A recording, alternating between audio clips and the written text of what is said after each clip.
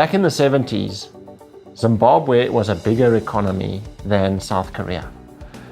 And today, that is obviously a very different situation. Zimbabwe has slipped down and is basically a basket case. In fact, just recently, a study of wealth in Africa placed Zimbabwe as the poorest nation in Africa, which is obviously pretty much at the bottom of the pile in terms of global rankings. Whereas South Korea is a huge success story and has grown their economy massively.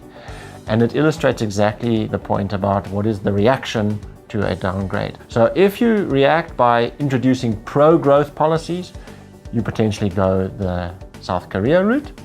And if you don't and you continue to mismanage your economy, you potentially go the Zimbabwe route. And at this stage, it is too early to tell what is the actual path that South Africa is going to take. And that is the concern, is that the actions that we seem to be taking right now do not provide ratings agencies with the comfort that we're on the right path, and they are concerned that we're actually on the path towards worse policies and worse management of our economy. The other thing that is really important is that the downgrade is one thing. In other words, it's an assessment, as I said earlier, of your potential to repay your debt.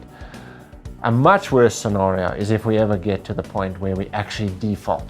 That's a completely different scenario. We're not even close to that scenario. If we continue on the path, then ultimately you end up where you default. And there are countries right now in the world that are defaulting on their debt. So, that we're certainly not the worst off. And we don't want to go anywhere near default though, because that really is extremely painful, obviously. But as you know, there are countries in Europe that are struggling with defaulting on their debt.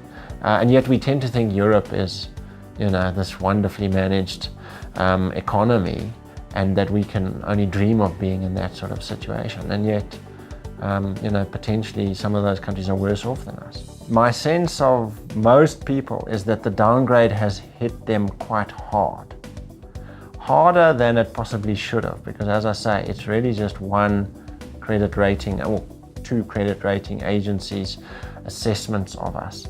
And yet we've really taken it very hard as South Africans. Previously, a lot of people that were very positive have suddenly reevaluated and thought, am I right to be positive? And I think previously we've always thought that we can still be the South Korea as opposed to the Zimbabwe.